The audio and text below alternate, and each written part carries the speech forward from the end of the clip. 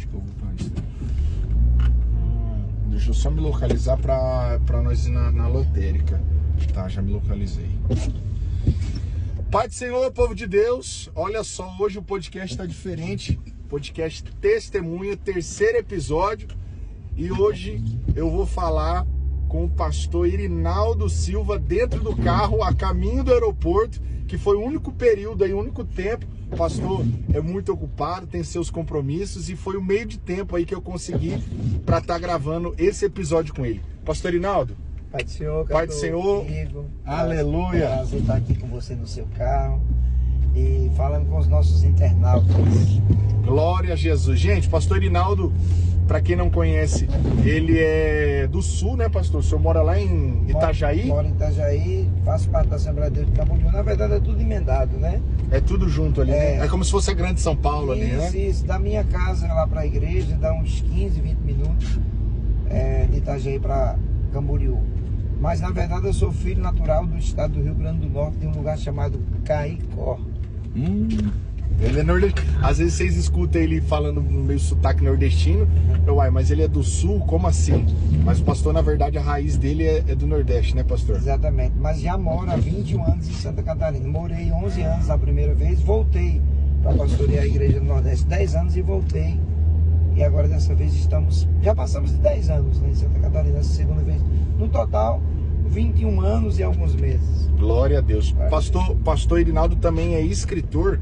O senhor está com 3 ou 4 livros já, pastor? 3 a gente já lançou, já está na mão do povo, muita gente lendo. E o 4... Fala um pouquinho desses 3 livros está aí. Está lançado. O primeiro livro que eu lancei, ele é voltado 100% para a área da escatologia. A escatologia bíblica,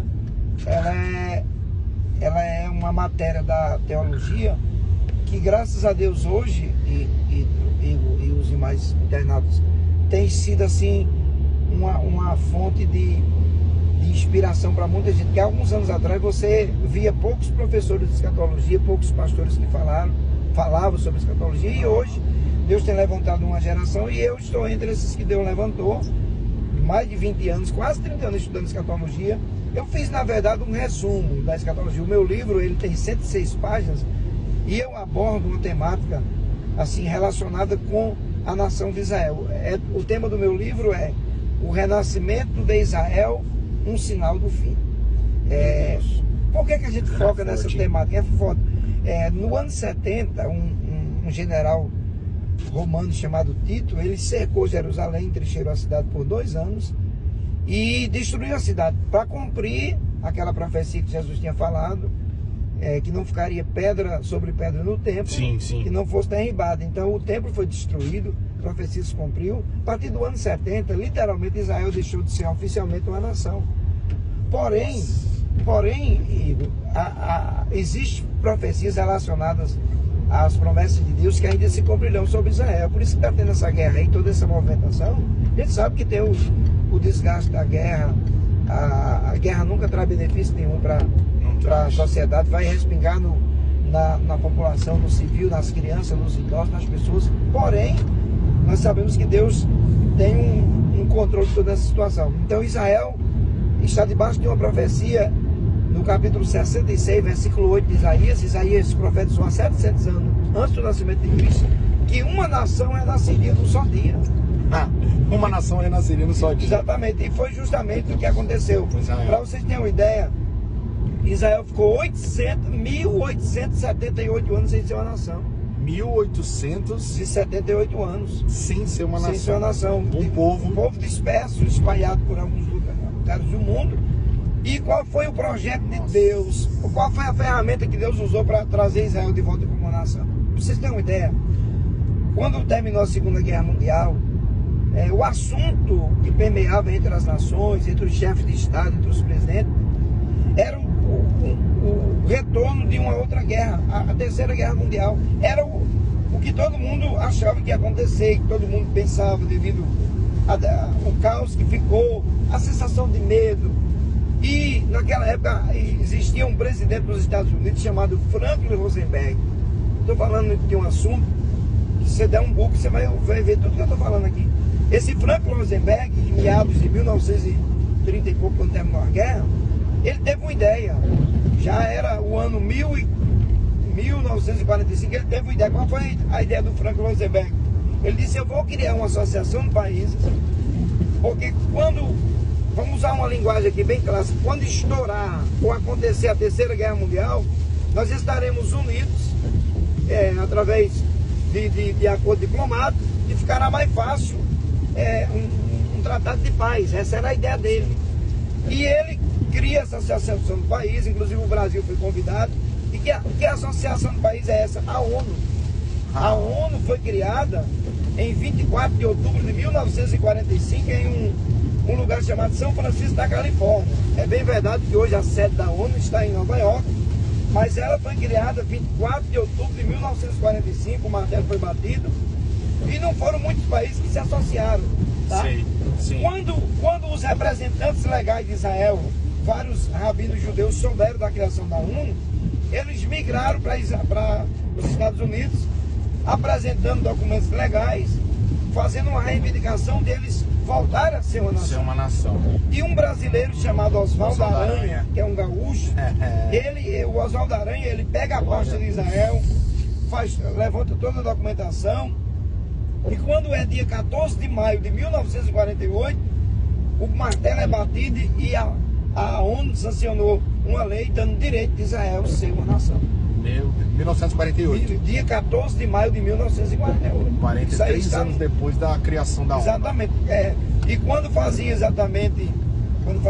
1878 anos que Israel ia deixar de existir como nação. Nossa. Então Israel voltou a ser uma nação. A profecia que a figueira floresceu cumpriu-se. A nação que ia nascer em um só dia. Eu falo tudo isso no meu livro. Nós damos detalhes. Olha só aí, pessoal. Então, não é uma propaganda para vender um livro, mas é assim, quando eu fiz esse livro, eu mandei para alguns teólogos do Brasil, inclusive mandei para o pastor Gilmar Santos, e ele, depois de uma semana, me retornou e disse: pastor Arinaldo, você está lançando uma pérola.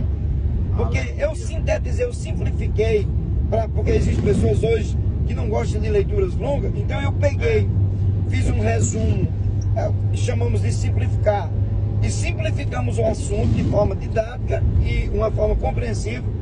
E esse livro nosso já chegou na Europa, já chegou em vários países, né? E graças a Deus que nós já temos mais de 2.000 exemplares, está chegando a 2.000, perdão, distribuído para as pessoas, e tem sido muito bom. Tenho recebido, assim, vários feedbacks do assunto, da temática, daquilo que a gente abordou. A gente fala das 3 linhas interpretativas sobre arrebatamentos. Nós falamos de pós-tribulacionismo, mid-tribulacionismo, pré-tribulacionismo. Falamos sobre muito assunto interessante, e todos esses assuntos nós abordamos de forma clara para que as pessoas entendam. Glória a Deus.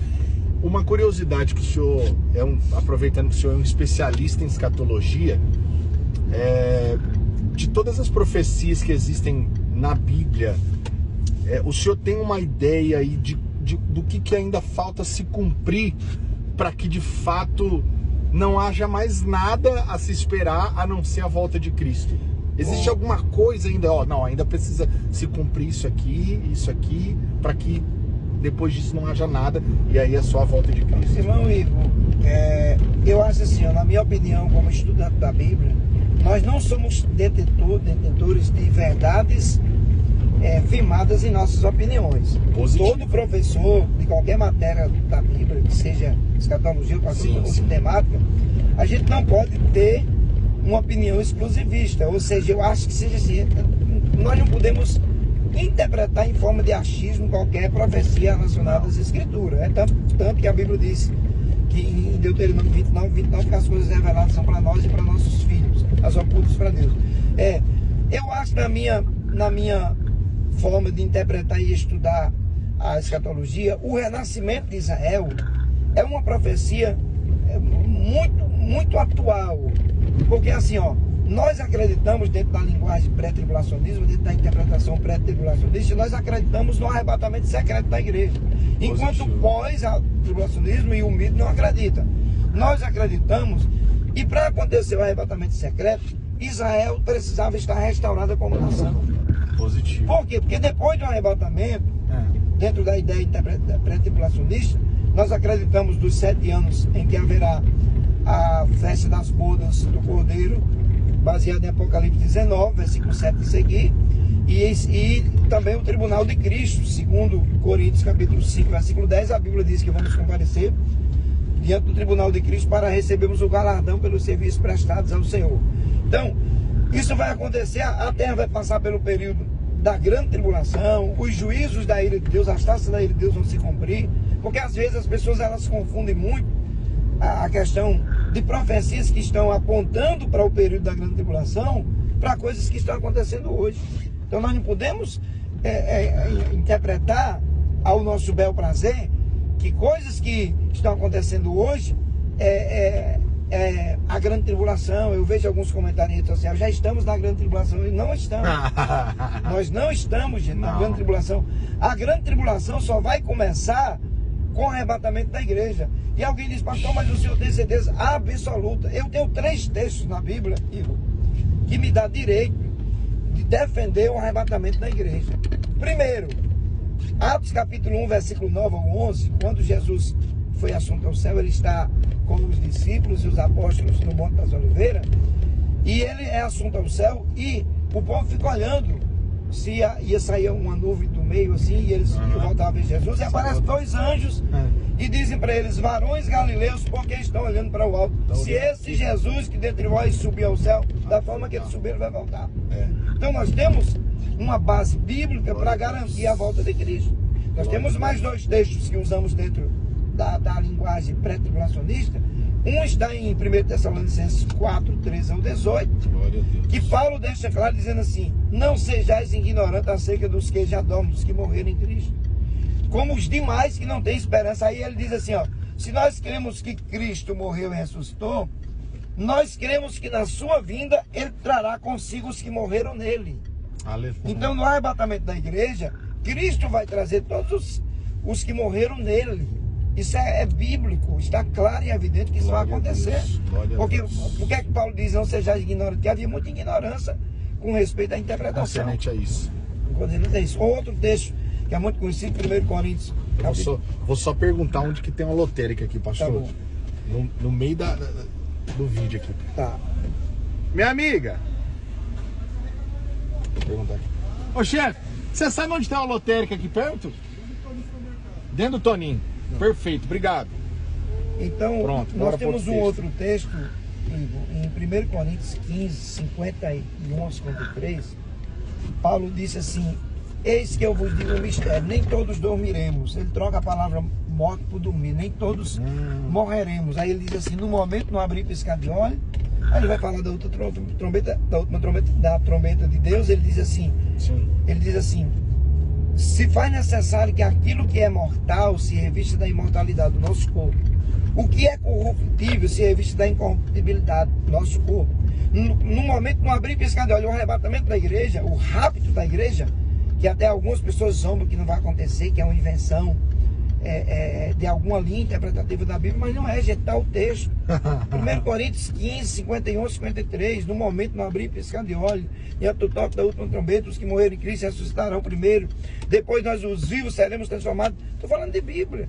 Então isso vai acontecer e usando esses 3 textos, nós temos essa garantia bíblica que o arrebatamento da igreja é real, por isso estamos nos preparando. Agora, dentro do cenário do fim dos tempos, a gente precisa entender uma coisa, ninguém tem a data correta a respeito do fim. Eu não posso, como pregador, como escritor, como um teólogo, dizer, gente, nós vamos datar uma data que Jesus vai voltar. Meu Deus. Pelo contrário, a Bíblia diz que serão dias comuns e normais o arrebatamento da igreja. Quais são os sinais? Se você me perguntar, pastor, me dê uma lista dos sinais que estamos chegando ao tempo do fim. Apostasia. Nós temos a apostasia clara, gente que apostatou da fé, gente que amava Jesus, que vivia para Jesus, que se afastou de tal maneira que não consegue acreditar. Nós estamos vendo o amor que se esfriou. Hoje as pessoas se matam por coisas banais, brigam, hoje existe briga de trânsito, por besteira, pessoas tiram a vida do outro, falta de amor. Então a questão da peste, das guerras que estão acontecendo, em rumores de guerra, são sinais evidentes do tempo do fim. Porém, nós não podemos fixar uma data. Jesus volta amanhã, Jesus volta hoje. O que nós precisamos entender é que à luz da Bíblia Jesus vai voltar. Aleluia. E nós precisamos estarmos preparados. Pastor Irinaldo vai dar uma pausa aqui rapidinho, que ele vai na lotérica aqui, depositar um dinheiro. Hora de pagar as contas. Hora de pagar as contas. 2 minutos e nós voltamos, viu? Vamos embora. Vou só dar a volta ali e pego o senhor aqui. Vai lá.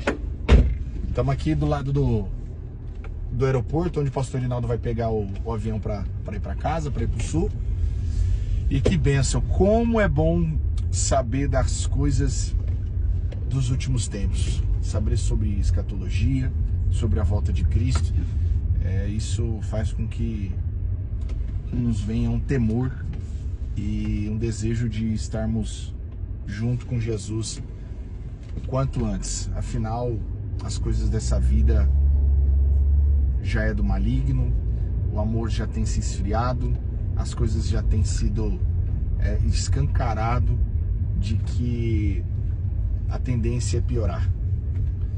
Ah, mas e a profecia de Joel, de que no último dia será derramado o poder, um espírito irá transformar, irá inundar, irá acontecer um grande avivamento? Não, eu acredito no avivamento pessoal, porque as coisas só têm ido de mal a pior. Mas Cristo voltará e levará com ele aqueles que estiverem com o coração puro, aqueles que estiverem dedicados à sua obra. Glória a Jesus. Bom, estamos aqui aguardando o pastor Irinaldo. Vou parar o carro aqui só para a gente conseguir não precisar ficar rodando, que a gasolina não tá lá aquelas coisas, né?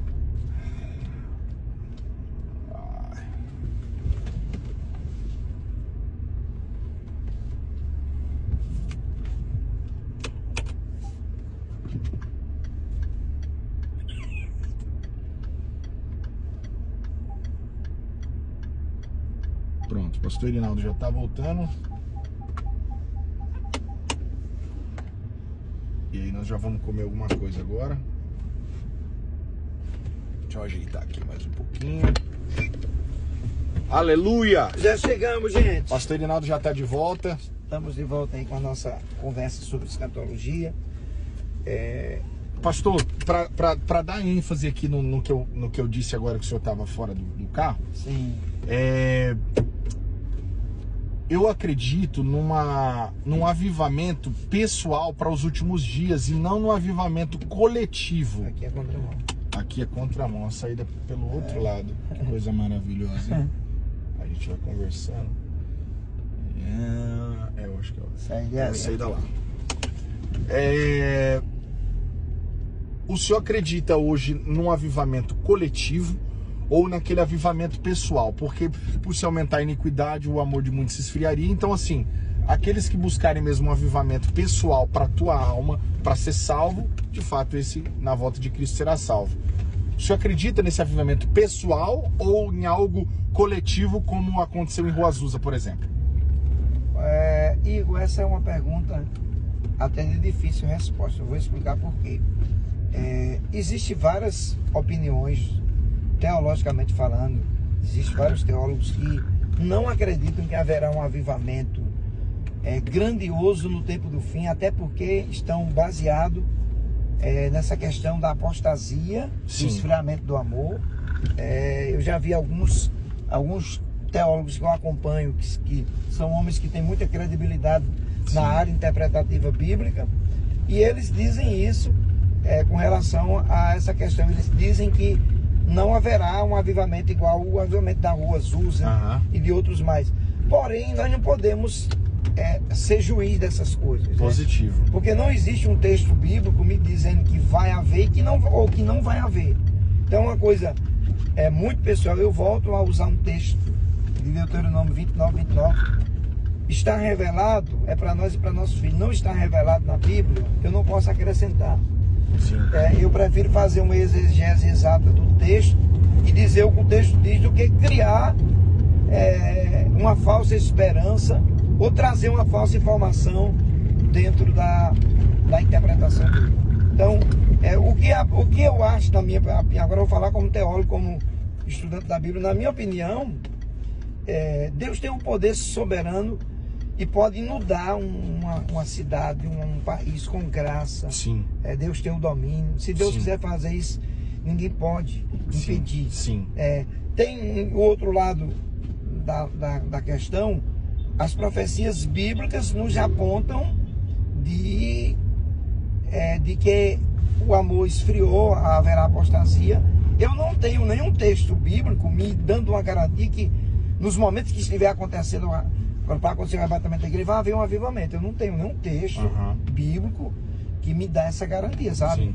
Então eu acho que isso é uma coisa muito pessoal, que eu não vou dar uma opinião daquilo que a Bíblia não me dá um direito legal de eu dar com relação a isso, sabe? Entendi. Pode até que algum teólogo, alguns estudiosos da Bíblia tenham uma opinião diferente da minha, não tem problema nenhum. Eu estou dando minha opinião segundo a Bíblia. Pode ter um avivamento? Pode ser que não tenha também, né? Para Deus provar. Pelo contrário, eu vou contar um exemplo aqui. Eu fui convidado para pregar numa escola bíblica para obreiros e membros no lugar chamado Souza, na Paraíba. Um pastor muito amigo meu, muito querido, e eu tive a honra de ministrar há uns 2 anos atrás. Me deu a temática da escola. Legal. E quando eu estou terminando a escola, eu recebo de Deus uma inspiração para terminar a escola bíblica, fazendo uma afirmação baseada em 1 Timóteo 3, quando Paulo disse assim: o Espírito diz expressamente que no final dos tempos nos sobrevirão tempos difíceis, tempos trabalhosos. Aí ele dá uma lista das dificuldades desse tempo. Ele diz assim: os homens serão amantes de si mesmos, avarentos, presunçosos, mais amigos dos deleites do que amigos de Deus, irreconciliáveis, que existem pessoas que elas não têm capacidade de se reconciliar com ninguém e tal. Irreconciliáveis. Isso é forte. E muita coisa, eu não consigo lembrar do texto completo aqui, mas isso me chamou a atenção, porque assim, aí eu coloquei um tema nesse assunto. Eu falei aqui, gente, quero terminar minha escola bíblica dizendo o que esse texto está dizendo, usando um tema: o crente que eu não quero me tornar. O crente? Que eu não quero me tornar avarento, presunçoso, amigo dos deleitos. É o crente desse texto. Nós não podemos nos tornarmos esse tipo de crente, porque se nós nos tornarmos esse tipo de cristão, nós estamos correndo um sério risco de perdermos a nossa salvação. Porque à luz da Bíblia, esse tipo de comportamento, ele não dá direito de salvação a ninguém, independente se é obreiro, se é pregador, se é cantor. Paulo diz: no final dos tempos nos sobrevirão tempos difíceis. Porque assim, por que Paulo disse isso? Na época dele, ele já tinha dificuldade com alguns crentes. Inclusive, eu até falei na reunião de pastores aqui na RP sábado, que Paulo mandou para Timóteo não ter relacionamento com Emineu e Fileto, com Alexandre o Latoeiro.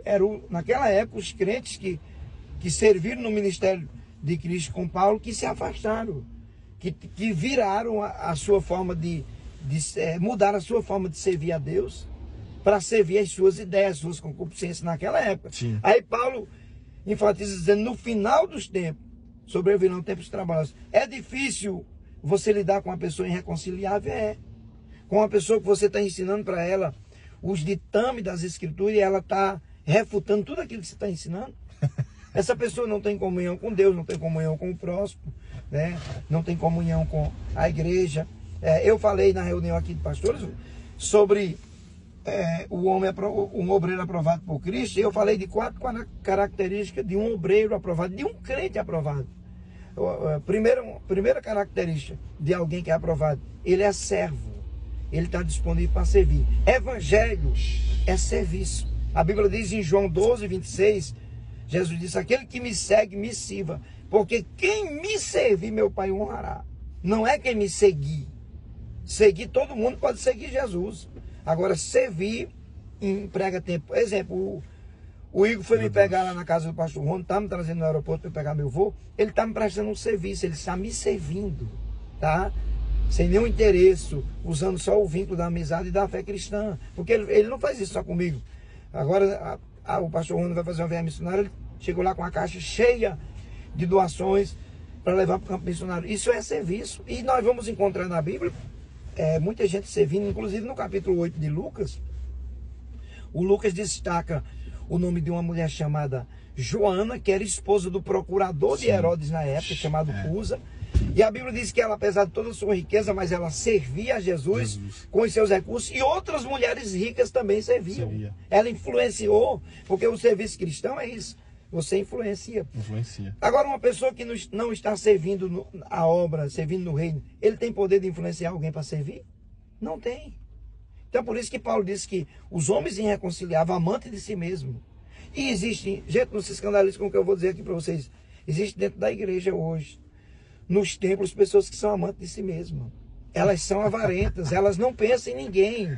Elas estão vivendo um evangelho exclusivista. E é muito perigoso, porque eu tenho um texto para dizer que é perigoso, porque realmente é o que a Bíblia diz. 1 Coríntios 15, 19, Paulo disse assim, ó: se nós esperarmos em Cristo só nessa vida, seremos os mais miseráveis dos outros homens. Isso significa dizer que enquanto estivermos aqui, precisamos trabalhar, sobreviver, projetarmos, você conseguir recursos com o seu trabalho, não tem problema nenhum com isso. A Bíblia não condena isso. O que a Bíblia nos orienta é que não devemos ajuntar o tesouro na terra. Aquela pessoa, por exemplo, que ela mergulha tanto nas coisas seculares que ela esquece de estar no templo, de estar buscando a Deus. Isso é perigoso. Então, assim, no final dos tempos, pode ser que aconteça um avivamento? Pode. Deus é o poderoso das nações, ele pode derramar o azeite. Agora, a Bíblia nos mostra que no final dos tempos, os seres humanos vão estar nessa condição. Por isso que nós temos que estar preparados quando você lidar com um crente que é amante de si mesmo, que é presunçoso, que é avarento. Você tem que aprender a lidar com ele e não perder a sua fé nem a sua salvação. Tentar arrebatar alguns do fogo. Tentar mudar. Arrebatar alguns do fogo. Porque uma pessoa dessa, ela está vivendo um evangelho que não lhe está lhe levando para o céu. Porque ela está preocupada com as coisas da terra. Ela não tem sensibilidade, ela não chora num culto, ela não evangeliza, ela não faz missão, ela não dizima na igreja, ela não contribui. Ela é uma pessoa totalmente exclusivista no aspecto de viver um evangelho para ela. Eu estou vivendo assim, e assim tá bom. E evangelho não é uma associação. O evangelho é algo que move. Por isso que Deus muda tanto. Aleluia. Às vezes a gente de cidade, Deus muda de trabalho, né? Para que o nome dele seja glorificado. Deus fala as coisas e faz com que ela aconteça. Deus tem um interesse tão grande em salvar vidas nesses últimos tempos, e o agente de Deus na terra para salvar vidas é a igreja. O agente de Deus é a igreja. Quem é a igreja? Somos nós. Quando a gente fala igreja, não fala da placa. Você congrega no ministério, eu sou assim, ó. Eu congreguei no ministério, eu defendo, eu não vou dizer que eu sou plaquista, mas eu defendo a normativa, porque você não vai estar congregando num lugar e trabalhar contra. Claro. Você tem que ter isso. Agora, quando se fala de reino, aí todo mundo é meu irmão em Cristo. Pode ser da Deus Amor, da Batista, da Universal. É meu irmão em Cristo. E estamos caminhando para o mesmo céu. Eu disse esse dia numa pregação que eu fiz aqui na região de São José, que nós seres humanos, Igor, nós temos divergência de ideias, de comportamento, de personalidade. Nós temos muitas coisas diferentes. Porém, quando se fala de salvação e de reino, nós servimos ao mesmo Deus, bebemos da mesma água, que é a água da vida, provamos do mesmo Espírito, que é o Espírito de Deus, vivemos a mesma palavra. Então nisso nós concordamos. Nós somos diferentes. Talvez você goste de uma comida de um jeito, eu gosto de outro, não tem problema nenhum. Mas quando se fala de reino, de evangelho, aí nós não podemos... As nossas diferenças são colocadas de lado. São trocadas. Você tem que ser, tem cristão que ele congrega no ministério e ele tem dificuldade de se relacionar. Agora você, com outro ministério, imagina aqui, nesse podcast, estivesse eu assembleando um exemplo, outro cara aqui da Batista, um da Universal, um da Mundial, outro da Congregação, outro da Adventista, e de tanto outro ministério. Meu irmão, cada um ia ter sua divergência no quesito da opinião. Mas quando se trata de evangelho, Salvador. Quem é o Salvador da Mundial? Cristo. Cristo. Quem é o Salvador da Congregação Cristã do Brasil? Cristo. Quem é o Salvador da Deus Amor? Cristo. E Acabou. acabou. Acabou. É basicamente isso. Tá bom, Pastor Inaldo, Deus abençoe. Amém. Chegamos aqui no aeroporto. Vou deixar o pastor Inaldo. Nós vamos comer um negocinho aqui ainda pro pastor não ir de barriga vazia. Grande é na terra. Grande será na terra. Tá na hora, hein? É isso aí. Você que está vendo esse vídeo, Deus abençoe sua vida. E para você encontrar o pastor Inaldo, como é que te acha na É só rede achar social? no Instagram, @pastor Irinaldo Silva ou @pregador Irinaldo Silva. Glória a Deus. Tá Deus bom? abençoe. Um grande abraço e até o próximo episódio. Em nome de Jesus. Fiquem com Deus. Abraço. Amém.